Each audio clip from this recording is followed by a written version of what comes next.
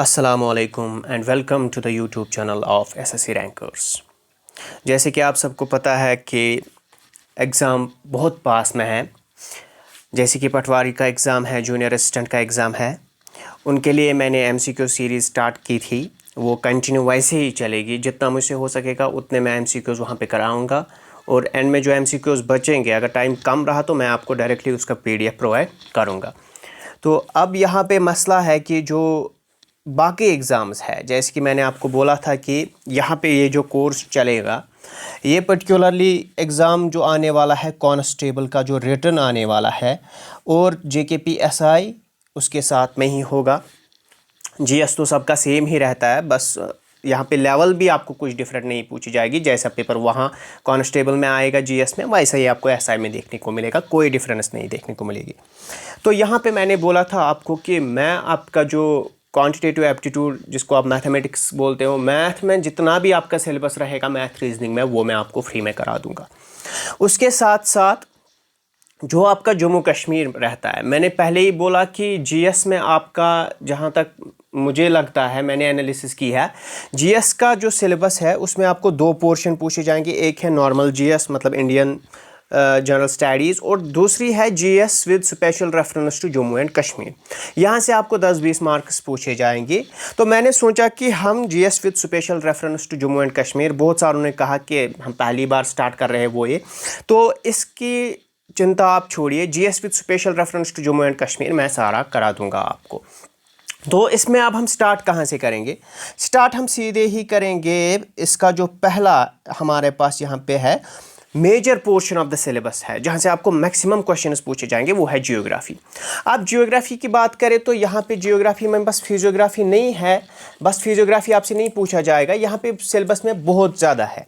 जैसे कि आपके पास है फिजियोग्राफी, उसके बाद है वेदर क्लाइमेट, उसके बाद है क्रॉप्स, उसके बाद है फ्लोरा फाना है, माउंटेन रेंजेस है, रिवर्स एंड लेक्स है, टूरिस्ट डेस्टिनेशंस है। तो ये सारा आपको, hydro power projects one of the important topic, ये सारा आपको कहाँ देखने को मिलेगा? जियोग्राफी में। तो अगर 20 मार्क्स है, आप 10 मार्क्स काउंट कीजिए कि मतलब रिलेटेड टू जियोग्राफी होंगे one of the other topic से।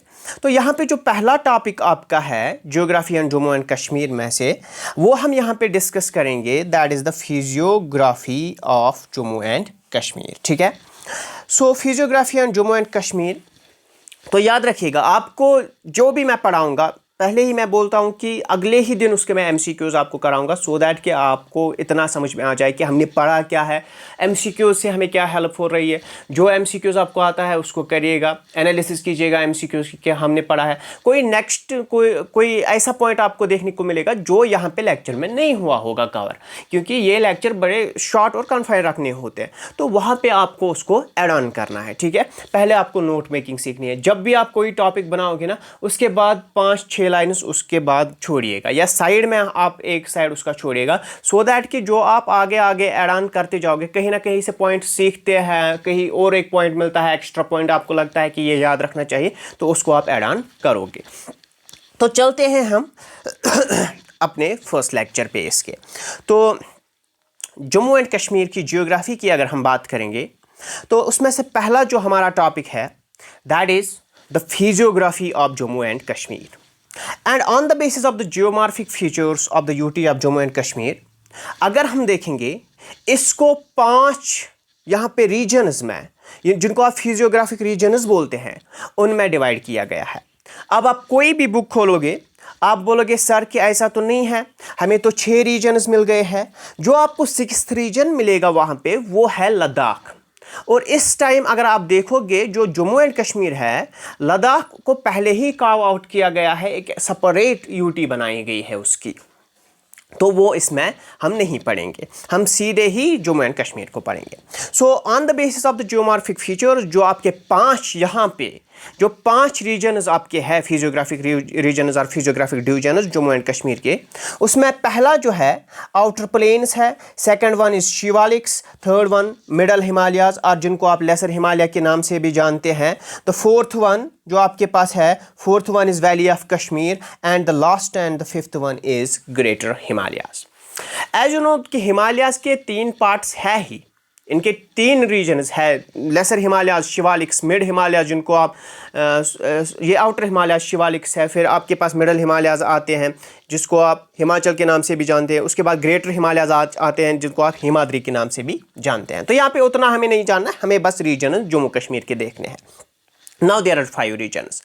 सो इन डिटेल आपको ये 5 रीजन्स पढ़ने पड़ेंगे, ठीक है। Now let's move to the first region, that is the outer plain of the Jammu and Kashmir. तो यहाँ पे जो फर्स्ट रीजन है आउटर प्लेन्स है।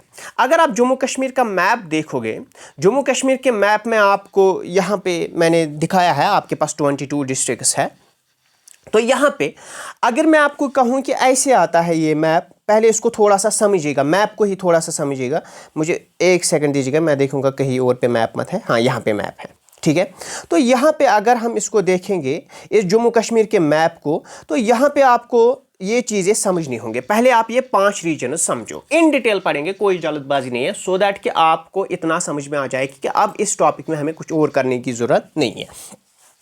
तो ये जो यहाँ पे आपका रीजन है, ये रीजन, इसको बोलते हैं, आप ऐसी नाम याद रखिएगा, इसको 1 मानिएगा, और पहला जो हमारा रीजन था that is the outer plains, ठीक है। तो ये आउटर प्लेन है। अब इसमें से कौन कौन सा आएगा आपके पास? यहाँ पे आपका सांबा पड़ता है, यहाँ पे आपका कठुआ पड़ता है, यहाँ पे RS पूरा, रणवीर सिंह पूरा, जम्मू, अखनूर, ये इसमें आएंगे आउटर प्लेन्स में। अभी हम इन डिटेल्स को सीखेंगे।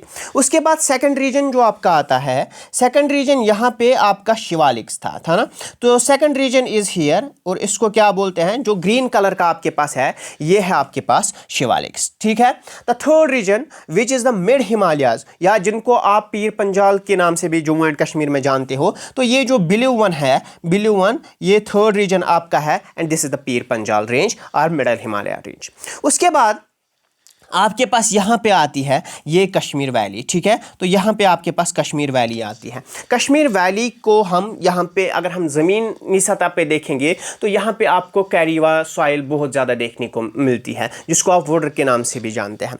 तो उसको हम पढ़ेंगे बाद में जब हम सॉइल्स पे आएंगे। तो यहाँ पे इसके बाद आपका फोर्थ रीजन आएगा the valley of Kashmir, and उसके ऊपर क्या आएगा, उसके ऊपर यहाँ पे आपका फिफ्थ रीजन देखने को मिलेगा which is the greater Himalayas. और अगर हम ग्रेटर हिमालयाज की बात करेंगे तो लद्दाख, ज़ांस्कार का मेन पार्ट जो है वो इन ग्रेटर हिमालयाज में आता है, ठीक है। तो आई होप कि ये आपको समझ में आए हैं 5 के 5 रीजन। फर्स्ट वन यहाँ पे कलर कोडिंग भी दी गई है इसकी। फर्स्ट वन ब्लू, ये क्या है आपके पास, ये है outer plain. Second one green, आपके पास Shivaliks. Third one middle Himalayas, यहाँ पे ब्लू है। और उसके बाद है कश्मीर, ये यहाँ पे कश्मीर आता है। उसके बाद है ग्रेटर हिमालयाज। ये 5 रीजन आपके पास है। आई होप कि इतना आपको समझ में आया होगा। तो now let's move to the first one, that is the outer plains. अब आउटर प्लेन्स की अगर हम बात करेंगे, जो outer plains of Jammu and Kashmir है, इनको हम एक और नाम से लोकली, आउटर प्लेन्स तो ठीक है बुक्स में देखने को मिलता है, लेकिन ज़्यादातर अगर आप लोकली इनको जानने की कोशिश करोगे तो you will find they are locally known as Andarwa and Bajawat, ठीक है। तो यहाँ पे मैंने इसको लिखा है, this is locally known as Andarwa and Bajawat, ठीक है। तो यहाँ पे अंदरवा एंड बजावत है। तो अब ये जो अंदरवा एंड बजावत है, अब इसको आप जब भी मैं अंदरवा एंड बजावत की बात करूंगा तो यू विल अंडरस्टैंड कि ये आउटर प्लेन्स की बात कर रहा है। तो ये पार्ट किसका है? अगर हम इंडिया की जियोग्राफी की बात करेंगे तो एज यू नो कि इंडिया की जियोग्राफी में ग्रेट प्लेन्स ऑफ इंडिया आते हैं। उन ग्रेट प्लेन्स का पार्ट है ये Andarwah and Bajwat, which are called the outer plains of Jammu and Kashmir. तो ये मैंने यहाँ पे मेंशन किया है। The outer plains of the Jammu and Kashmir known as Andarwa and Bajawat forms a part of the Great Plains of India। तो ये आप याद रखोगे। काफ़ी बार एग्जाम में पूछा गया है कि आउटर प्लेन्स का दूसरा नाम क्या है, या अंदरवा एंड बजावत किस फिजियोग्राफिक डिवीजन को रिप्रेजेंट करते हैं, ऐसे ये पूछा जाता है। अब अगर हम देखेंगे इसकी फॉर्मेशन जो है, ये कैसे बना, ये रीजन कैसे बना या कैसे बन रहा है, ठीक है। तो अगर हम देखेंगे यहाँ पे कुछ मेगा रिवर्स पड़ते हैं, मेजर स्ट्रीम्स पड़ती हैं, जैसे कि चिनाब है आपका, तवी है, रावी है, एंड देयर ट्रिब्यूटरीज। तो अगर हम देखेंगे the depositional work of the Chenab, Tawi, Ravi and their tributary shape the plains. तो यहाँ पे ये मेंशन किया गया है कौन कौन से रिवर का यहाँ पे रोल रहता है इसकी फॉर्मेशन में। तो चिनाब जो वो सेडमेंट्स अपने साथ लाता है, उससे इस रीजन की फॉर्मेशन हुई। यहाँ पे तवी है, रवि है, और इनकी जो छोटी छोटी ट्रिब्यूटरीज चीज़ है वो भी यहाँ पे रोल प्ले करती है, ठीक है। तो located in the southern parts of the Akhnoor, अब कहाँ कहाँ से है ये आप रीजन यहाँ पे देख लीजिएगा, ये है आपका आउटर प्लेन्स, ठीक है। तो यहाँ पे ये थोड़ा ऊपर चला गया, ऐसे है आउटर प्लेन्स, ऐसे आपका आउटर प्लेन्स। तो यहाँ पे आपका क्या आता है, सांबा आता है, यहाँ पे आपका कठुआ आता है, यहाँ पे आपका आरएस पूरा जम्मू आता है, और उसके साथ साथ अखनूर का भी थोड़ा सा रीजन इसमें आएगा। तो सांबा, आरएस पूरा, अखनूर एंड कठुआ, ये जो रीजन्स है, तो अगर आप देखोगे कि जम्मू, इसके नीचे तो फिर एक और स्टेट है, तो जम्मू का जो एक्सट्रीम पार्ट है उसको outer plains of the Jammu and Kashmir बोलते हैं। जम्मू डिवीजन की बात कर रहा हूँ मैं। तो अगर हम बात करेंगे, ये जो रीजन यहाँ पे है, they are traversed by hilly torrents. What are torrents? Fast flowing streams, जो आपके पास छोटी छोटी नदियाँ होती है। अगर हम देखेंगे, ये कठुआ की बात करें, सांबा की बात करें, आरएसपुरा, जम्मू की बात करें, कहीं की भी बात करें इस रीजन में, तो आपको छोटी छोटी नदियाँ, आपको तेज़ नदियाँ जिनका बहाव बहुत तेज़ होता है, वो आपको यहाँ पे देखने को मिलेगी। तो इनको हम लोकली क्या बोलते हैं? इनको हम लोकली खाद बोलते हैं, KHAD, ये आप याद रखिएगा। खाद जो है, they are the hilly torrents और you can say the small streams which are flowing in this reason. तो यहाँ पे खाद जो होता है, सिंपली अब मैं आपको यहाँ पे एक और चीज़ बोलूँगा कि ये जो रीजन है, यहाँ पे आपको छोटी छोटी नदियाँ देखने को मिलती है, रिवर स्ट्रीम्स देखने को मिलती है, जो इनको कार्व आउट करती है इन रीजन्स को। अब यहाँ पे एक और बात ये याद रखोगे कि उनको लोकली हम क्या बोलते हैं? उनको लोकली हम खाद बोलते हैं। खाद जो है रीजन्स, ये सॉरी स्मॉल स्ट्रीम्स है, डोगरी वर्ड है ये। स्मॉल स्ट्रीम्स है, कहाँ पे पड़ती है? अगर हम देखेंगे, ये पड़ती है outer plains of the Jammu and Kashmir में, इसको याद रखोगे। और यही जो टॉरेंट्स है, फॉर एग्जांपल कि यहाँ पे एक ये रीजन है, अब यहाँ से तेज़ ऊपर से एक नदी आ गई, यहाँ से बह रही है, ठीक है। तो अब ये जो नदी है, यहाँ से पानी जा रहा है, यहाँ से पानी जा रहा है। अब अगर आप देखोगे कि ये जब कार्व आउट होता है, तो यहाँ पे इस रीजन में, अब इस रीजन में आपको एक टाइप का ग्रास देखने को मिलता है, एंड उस ग्रास को हम क्या बोलते हैं? आपको एक टाइप ऑफ वो लाइक कि it is a clumps of weed growth. Clumps क्या होता है? Small group of plants. Clumps of weed growth आप याद रखोगे। अगर ऐसे ही पूछा गया, मैंने ये देखा था कि ये ऐसे एक क्वेश्चन में दिया गया था, क्लम्प्स ऑफ वीड ग्रोथ आपको देखने को मिलती है हिली टॉरेंट्स में in the outer plains of Jammu and Kashmir. उसको क्या बोलते हैं? उसको हम लोकली एक नाम बोलते हैं, विच इज़ कॉल्ड द खार, KHAR, खार बोलते हैं। तो खार क्या है? It is a type of grass, ठीक है ना। आउटर प्लेन्स में ये जो आपके पास टॉरेंट्स है, इनमें एक क्लम्प्स ऑफ वीड ग्रोथ देखने को मिलती है, एक घास देखने को मिलता है जो बहुत ज़्यादा यहाँ पे है, तो उसी को हम खार बोलते हैं। एंड इसका एक और नाम है एलिफेंट ग्रास, इसी को हम बोलते हैं, ठीक है। तो khar is also known as elephant grass, but locally जो यहाँ पे आउटर प्लेन्स में आपको एक घास देखने को मिलती है, जो ये टॉरेंट्स बनते हैं, वहाँ पे आपको एक घास उगती हुई देखने को मिलती है, उसको हम खार बोलते हैं। और ये जो हिली टॉरेंट्स है, ये जो स्मॉल स्ट्रीम्स आपको देखने को मिलते हैं, उनको क्या बोलते हैं? खाद बोलते हैं हम, ठीक है। So this is all about the outer plains of the Jammu and Kashmir. I hope कि पहला जो फिजियोग्राफिक डिवीजन है आपको अंडरस्टैंड हुआ होगा। So let's move to the next now. जो आपके पास नेक्स्ट फिजियोग्राफिक डिवीजन है, that is the second one, और वो क्या है आपके पास? वो है आपके पास शिवालिक, ठीक है, Shivaliks. Before moving to the Shivaliks, let me tell you कि आप अब जब नोट करोगे इन चीज़ों को, तो आपको इन डिटेल वो बड़े बड़े पेज नहीं बनाने हैं, क्योंकि फिर बुक और आपके नोट्स में कोई डिफरेंस नहीं रहेगी। तो आपके पास ऐसा एक होना चाहिए सिंपल। मैंने इस outer plains of Jammu and Kashmir को यहाँ पे कार्व आउट किया है इस सिंपल स्लाइड में, ठीक है। यहाँ पे सारा कुछ लिखा है, और आप ऐड ऑन भी कर सकते हो जितना आपके पास चाहिए। अब आप खुद इसको समझिएगा कि ये मैंने यहाँ पे क्या किया है। मैंने आपको बोला outer plains of the Jammu and Kashmir ये part of great planes of India है, एल्यूवियल फॉर्मेशन है यहाँ पे, तो यहाँ पे आपको अच्छी वो फर्टाइल सॉइल देखने को मिलेगी।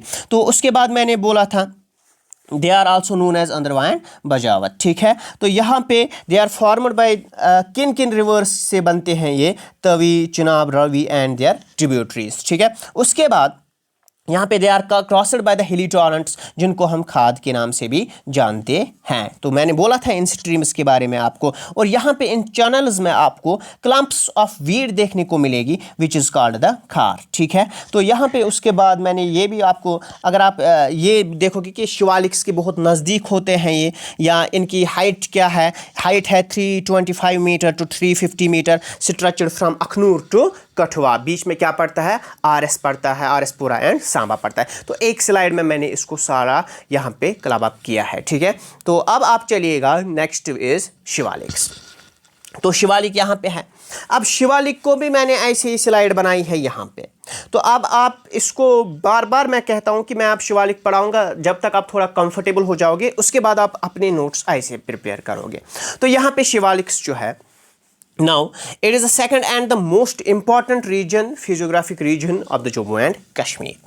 तो अगर हम देखेंगे ये शिवालिक कहाँ पे पड़ता है, अगर हम एक तरफ से रिवर रावी देखेंगे तो ये रिवर रावी है आपके पास, जम्मू साइड से है, ये है रिवर रावी आपके पास यहाँ से फॉर एग्जांपल, और यहाँ से आपका पड़ता है जहलिम, ठीक, यहाँ से आपका पड़ता है जहलिम रिवर, और यहाँ से आपका पड़ता है, एक सेकेंड, यहाँ से आपका पड़ता है, यहाँ से आपका रिवर रावी पड़ता है, यहाँ से आपका रिवर जहलिम पड़ता है। इनके बीच में जो ये रीजन है, this region is called the Shivaliks, ठीक है। तो ये इसका नाम ही पड़ा है शिवालिक्स। अब अगर हम शिवालिक्स की हाइट की बात करेंगे तो हाइट इसकी जो है, it is at an altitude of 366 metres, ठीक है। तो ऑल्टीट्यूड अगर हम देखेंगे 366, यहाँ पे ये, sorry I will check this, यहाँ पे इसको छोड़ेगा। अभी जो विड्थ इसकी है, विड्थ इज 20 to 50 किलोमीटर। मुझे थोड़ा कन्फ्यूजन हुआ इसके आल्टीट्यूड में, width is from 20 to 50 kilometre, ये आप नोट डाउन करके जाएगा। तो ये आपका शिवालिक्स जो है किसके बीच में पड़ता है ये region, it is between the Ravi and Jhelum, Ravi and Jhelum, ये आप याद रखोगे, काफ़ी इंपॉर्टेंट पॉइंट है।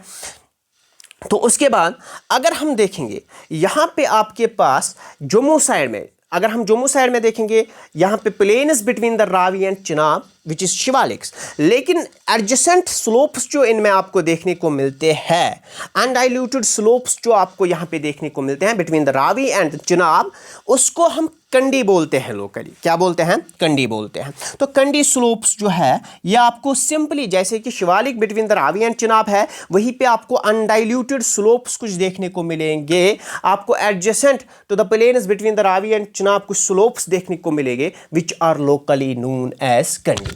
अब इस कंडी को आप समझिएगा, कंडी है क्या।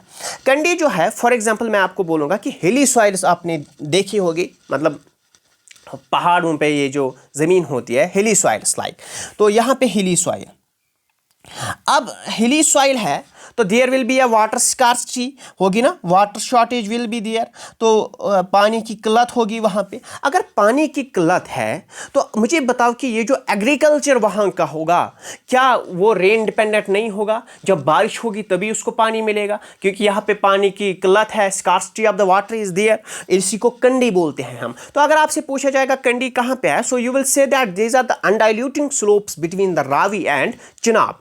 अब कंडी की बात अगर करेंगे, है क्या एक्चुअली में, this is the hilly soil जहां पे आपको वाटर शॉर्टेज, वाटर स्कार्सिटी देखने को मिलेगी, and the agriculture in the Kandi is totally rain dependent. ये आपको याद रखना पड़ेगा कंडी के बारे में, ठीक है।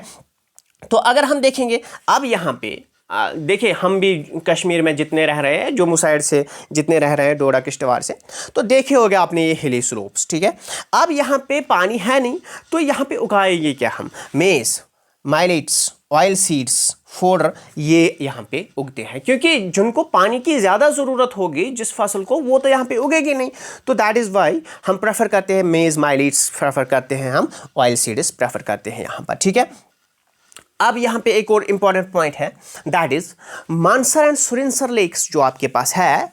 मानसर एंड सुरिनसर अगर आपके पास, अगर आपको याद होगा, they are the Ramsar sites in the Jammu and Kashmir. तो ये आप याद रखोगे, जब हम लेक्स पे आएंगे तो मैं ये रामसर साइट्स आपको वहाँ पे पढ़ाऊंगा। तो मानसर एंड सुरिनसर लेक्स जो है वो भी शिवालिक्स में ही पड़ते हैं। तो ईस्ट ऑफ जम्मू में है, एंड जम्मू शिवालिक है, आउटर स्लोप्स है इसका, शिवालिक में पड़ता है। तो मानसर एंड सुरिनसर भी आपको यहीं पे देखने को मिलेगा। उसके बाद एक इंपॉर्टेंट पॉइंट यहाँ पे जो है, दैट इज, यहाँ पे मैंने लिखा है Mansar and Surinsar along with the longitudinal valleys, long ridges, strike valleys. ये जो longitudinal valleys, strike valleys, long ridges है, एक ही है, ठीक है। ये लोकेट है between the Shivaliks and the mid Himalayas, ठीक है। तो यहाँ पे इसको याद रखना पड़ेगा आपको, ये बहुत ज़्यादा इंपॉर्टेंट पॉइंट है। यहाँ पे मैं आपको समझा देता हूँ ये क्या है। तो यहाँ पे अब आपके पास ये है मिड हिमालय, ठीक है ना, ये है यहाँ पे आपके पास मिड हिमालय। तो यहाँ पे आपके पास है शिवालिक। इस शिवालिक और मिड हिमालय के इन बिटवीन आपको कुछ लॉन्गिट्यूडनल वैलीज या जिनको स्ट्राइक वैलीज हम बोलते हैं देखने को मिलेंगी, लॉन्ग रीजेस, जिनको हम बोलते हैं दुनस। क्या बोलते हैं? दुनस। तो अब इन दुनस में यहाँ पे आपको कौन कौन सा नाम याद रखना पड़ेगा? उधमपुर।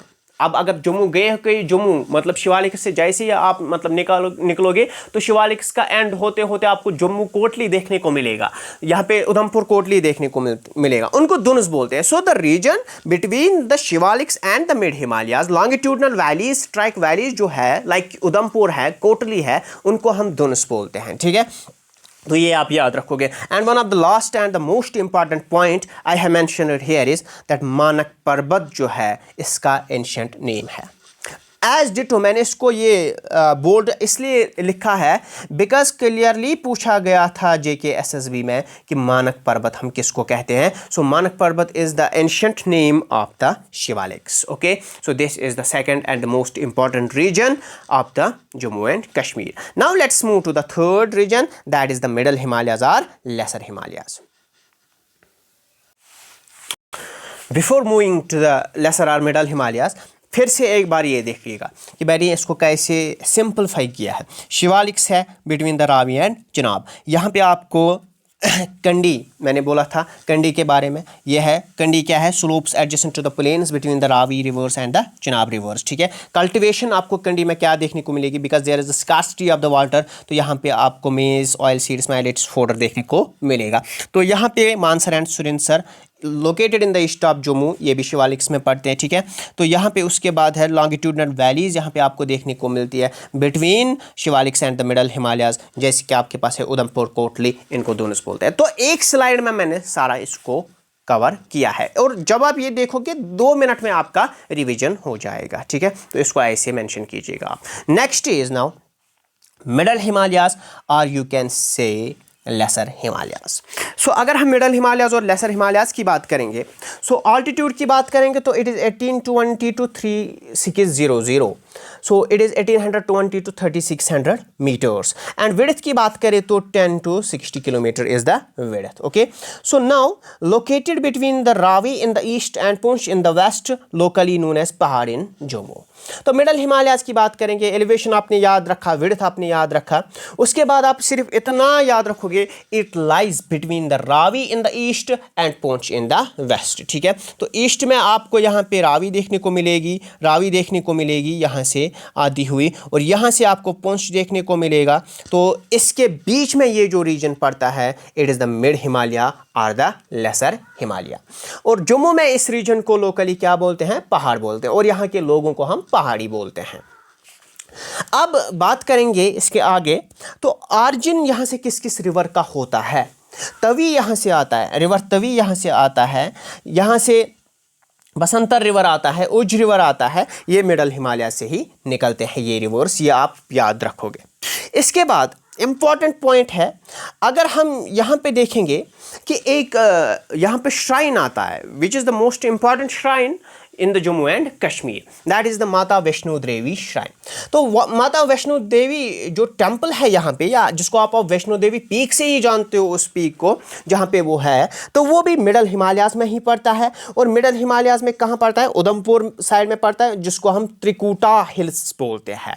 तो ये आप याद रखोगे, वैष्णो देवी पीक जो है, या वैष्णो देवी श्राइन, वैष्णो देवी मंदिर जो है, मिडल हिमालयाज में है। कहाँ पे है? त्रिकुटा हिल्स पे देखने को मिलता है। अब यहाँ के फ्लोरा की बात अगर हम करेंगे तो आपको देवदार, पाइन एट्सट्रा यहाँ पे देखने को मिलता है। अब हम रीजन्स की बात करेंगे यहाँ पे, जो कि मैंने क्लियरली यहाँ पे मेंशन नहीं किया है, ऐसे ही मैं बताऊँगा। अब रीजन्स की बात अगर हम करेंगे, मिडल हिमालयाज़ है। मिडल हिमालयाज़ को हम पीर पंजाल भी बोलते हैं। अगर पीर पंजाल है तो सीधे ही मैं आपको बोलूँगा शिवालिक्स, मैंने बोला था उधमपुर से निकलते निकलते शिवालिक्स एंड हो जाएंगे। तो उसके बाद आपका मिडल हिमालयाज़ आता है। मिडल हिमालयाज़ जैसे ही शुरू होता है तो मुझे आप बताइए, जो आपका NH44 है, जिसको आप जम्मू श्रीनगर हाईवे के नाम से जानते हो, वो कहाँ पे पड़ता है? अब ये तो क्वेश्चन आता है, अब कहाँ पे पड़ता है? मिडल हिमालयाज़ में पड़ता है, क्योंकि पीर पंजाल है ना, तो मिडल हिमालयाज़ में पड़ता है। अब एक और क्वेश्चन, जो आपकी चिनानी नास्टी टनल यहाँ पे है या जवाहरलाल टनल है आपके पास, कहाँ पे पड़ता है? मिडल हिमालयाज़ में पड़ता है। जो आपका लॉन्गेस्ट रेलवे ब्रिज यहाँ पे बन रहा है, सॉरी हाईएस्ट रेलवे ब्रिज जो आपका बन रहा है यहाँ पे चिनाब के ऊपर बन रहा है, वो कहाँ पे पड़ता है? मिडल हिमालयाज़ में पड़ता है। तो ये क्वेश्चंस बनेंगे, ये आपको याद रखना है, ठीक है। अब यहाँ पे पटनी टॉप जो है, ये एक टूरिस्ट स्पॉट है। अगर रोड का देखेंगे, पहले जो रोड था वो भी पटनी टॉप से ही आता है, अब पटनी टॉप आपको नहीं जाना पड़ता है। तो ये कहाँ पे आता है? ये भी मिडल हिमालयाज़ में आता है। तो अगर हम बात करेंगे पीर पंजाल और दौलदार रेंज की, पीर पंजाल यहाँ पे जम्मू कश्मीर में है, दौलदार रेंज जो है वो आपका हिमाचल प्रदेश में पड़ता है। ये पासेस है, पीर पंजाल भी एक पास है, दौलदार भी एक पास है। अगर आप देखोगे यहाँ पे पीर पंजाल में टनल जो पड़ती है, दैट इज कॉल्ड, जो आपको पता ही है, that is called the gateway of Jammu and Kashmir. तो ये चीज़ें कहाँ पे पड़ते हैं? ये सारी चीज़ें मिडल हिमालय में पड़ती है, ये आपको याद रखना पड़ेगा। देखिए, आपको सिर्फ इतना रेंज आपको याद रखना पड़ेगा, उसके बाद हम लोकली यही के हैं, हमें पता है कि कहाँ से कहाँ तक क्या है, रामबन कहाँ पे है, बानीहाल कहाँ पे है। अगर आपको यहाँ पे स्टार्टिंग और एंड किसी रीजन का पता है तो यू विल गैस कि ये चीज़ कहाँ पे पड़ती है। बानीहाल कहाँ पे है, जवाहरलाल नेहरू टनल कहाँ पे है, हाईएस्ट रेलवे ब्रिज जो बना है कहाँ पे बना है, किस रीजन में बना है, तो ये आप याद रख पाओगे, ठीक है। So this is all about the middle Himalayas. Now let's move to the fourth region, that is the valley of Kashmir. अब हम आते हैं अपने कश्मीर में। तो जैसे ही हम कश्मीर एंटर करेंगे, मिडल हिमालय से निकलते निकलते हम पहुंच गए यहाँ पे कश्मीर में। This is your Kashmir, okay. तो अब कश्मीर की बात अगर हम करेंगे तो कश्मीर में आपको यहाँ पे वैली में कुछ इंपॉर्टेंट पॉइंट्स आपको देखने को पड़ेंगे। पहले कि इसकी शेप कैसी है वैली ऑफ कश्मीर की, ये अगर आप देखोगे it is Oval shaped valley, ठीक है। अब यहाँ पे एलुवियल डिपॉजिट्स भी आपको देखने को मिलते हैं, या पे लैक्स्ट्राइन डिपॉजिट देखने को मिलते हैं, जिसको आप कैरीवा के नाम से जानते हो। तो कैरीवा यहाँ पे वुड, मतलब एक ऐसी वुडर ज़मीन आपको यहाँ पे ज़्यादा देखने को मिलती है, which is called the कैरीवा soil.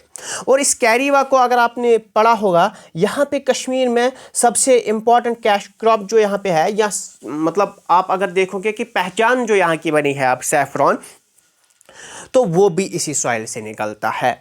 जब हम अब यहाँ पे सॉइल, मुझे ये कैरीवा पूरा यहाँ पे वोडर आपको समझाना था क्या है, लेकिन जब हम सॉइल्स में आएंगे तो ये फिर से वहाँ पे पढ़ना है, तो दैट इज़ वाई हम यहाँ पे इसको छोड़ के कैरीवा को वहाँ पे हम इसको कवर करेंगे, ठीक है। तो अब इसके बाद हाँ, कैरीवा सॉइल का ये भी एक बुक में लिखा है कि लोकली इसको हम गुर्टी बोलते हैं, ठीक है, गुर्टी सॉइल। तो ये आप याद रखोगे। हालांकि ये बस एक बुक में मैंने देखा है, I don't know the authenticity of this point, लेकिन अगर आपको देखने को कहीं पे मिलता है, हम सॉइल्स में इसको अच्छे से एनालिसिस करके लाएंगे। अब यहाँ पे प्रेजेंस है विद इन कश्मीर वैली, यहाँ पे आपको 3 इंपॉर्टेंट साइड वैलीज देखने को मिलेंगी। इंपॉर्टेंट साइड वैलीज, 3 ऐसी साइड वैलीज आपको देखने को मिलेगी। एक है Lidder valley, second is Sindh valley, and third one is Lolab valley. अब लिदर वैली की अगर हम बात करेंगे, लिदर वैली की अगर हम बात करेंगे, ये स्टार्ट होती है कहाँ से? Extends from Anantnag to Pahalgam. Anantnag to Pahalgam जो आपकी ये साइड वैली आती है, it is called the Lidder valley, और कहाँ पे पड़ती है? कश्मीर में पड़ती है। Second one is Sindh valley. Sindh valley अगर हम देखेंगे, यहाँ पे सिंध वैली की बात करेंगे तो ये एक्सटेंड होता है कहाँ से? गांदरबल से एक्सटेंड होता है कहाँ तक? जोजिला पास तक होता है, उसके बाद आपका लद्दाख आ जाता है। तो ये सिंध वैली है। कितनी साइड वैलीज है? 3 साइड वैलीज है। तो एक है Lidder, Anantnag to Pahalgam, second is Sindh valley, it is Ganderbal to Zojila, third one is Lolab Valley, it lies in the Kupwara, and here it is famous for apple, cherry, peach and walnut.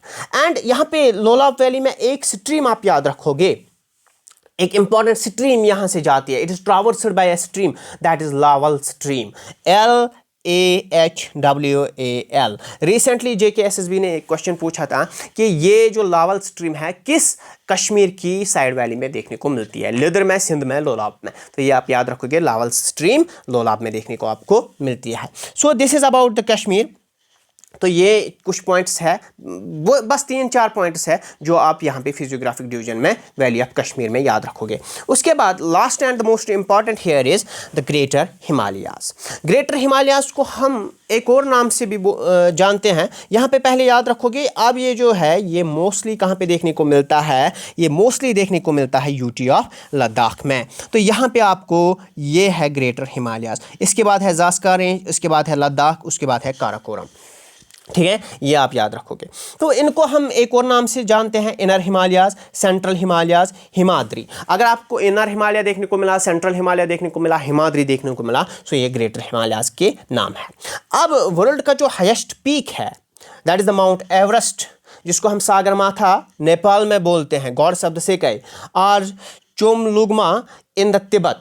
तो दो और नाम है इसके, सागरमाथा नेपाल में बोलते हैं इसको, चोगलोगमा इसको तिब्बत में बोलते हैं। ये कहाँ पे पड़ता है? It is the highest peak of the greater Himalayas. ठीक है, कंचनजुंगा इन द सिक्किम, जो सबसे हाईएस्ट पीक है किसका? इंडिया का जो सबसे हाईएस्ट पीक है, highest peak of the India, ये भी कहाँ पे आता है? ग्रेटर हिमालयाज में आता है।